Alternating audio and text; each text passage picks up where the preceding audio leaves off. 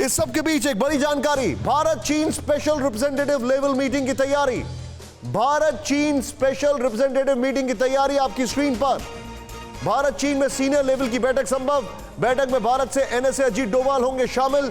Meeting में चीन से विदेश मंत्री वांग यी लेंगे हिस्सा। बीते 21 दिसंबर को दिल्ली में हुई थी ऐसी बैठक। इस वक्त की बड़ी खबर, बैठक में चीनी विदेश मंत्री वांग लेंगे हिस्सा और बीते 21 दिसंबर को दिल्ली में हुई थी बैठक। मनीष झा मेरे साथ है। मनीष, पूरी जानकारी दीजिए मुझे। देखिए निशांत, भारत और चीन के बीच सीमा विवाद को सुलझाने के लिए जो कई सारे मैकेनिज्म बना हुआ है, उसमें से एक हाईएस्ट लेवल का मैकेनिज्म है जिसे एसआर लेवल की टॉक कहते हैं, स्पेशल रिप्रेजेंटेटिव लेवल की टॉक। और उसमें भारत की तरफ से एनएसए अजीत डोभाल शामिल होते हैं, वहीं चीन की तरफ से विदेश मंत्री और काउंसलर के पद पर आसीन वांग यी शामिल होते हैं। पिछले साल 21 दिसंबर को दिल्ली में इसकी 22वीं राउंड की बैठक हुई थी और अब इस तनाव के मद्देनजर एक बार फिर एसआर लेवल की बातचीत के लिए तैयारी शुरू हो गई है। यानी कोशिश की जा रही है कि अब इस तनाव को घटाने के लिए हमारे यहां से एनएसए खुद और उधर से विदेश मंत्री और काउंसलर वांग यी एक बार फिर बातचीत करेंगे ताकि विवाद का जो है कोई समाधान निकालने की कोशिश की जाए।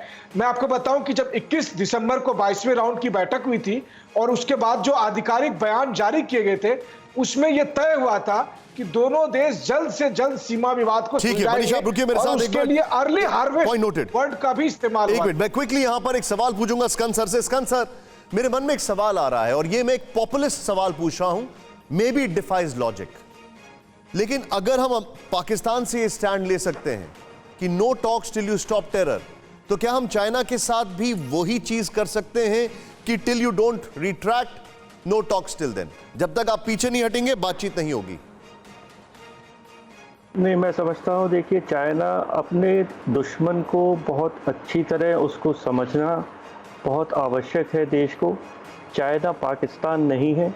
जैसा कि जनरल साहब ने कहा था, चाइना की इकोनॉमी 15 ट्रिलियन डॉलर है, उसका जो डिफेंस बजट है 4 गुना है, बहुत सारी चीज़ें हैं।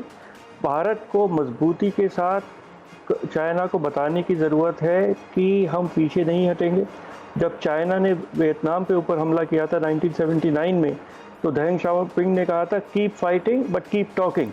तो चाइना के साथ हमारी नीति ये होनी चाहिए कि अगर आ जाता है तो वील कीप फाइटिंग, पर हमें बात चालू रखनी चाहिए। हमें अब विक्रम मिश्री हमारे जो एम्बेसडर हैं उनको वहाँ रखना चाहिए, हर लेवल पे बात करनी चाहिए।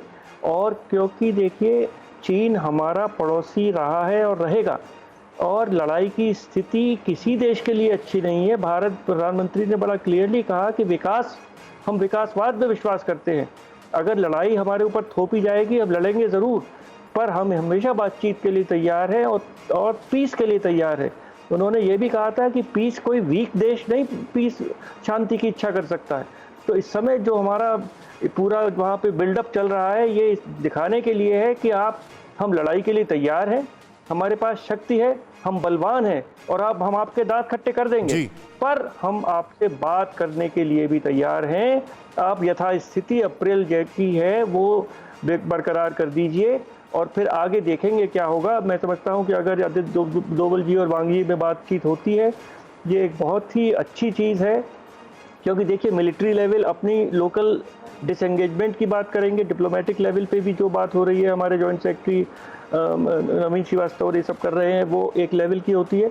पर अजीत डोभाल और वांग यी ये समझ सकते हैं कि भाई आप चाहते क्या हैं। सर, आप लड़ाई चाहते हैं भारत चाइना में, आपकी और जो बात है कि TV9 network 6 languages, Hindi, English, Telugu, Kannada, Marathi and Gujarati, 56 crore impressions, India's #1 news network, TV9 network.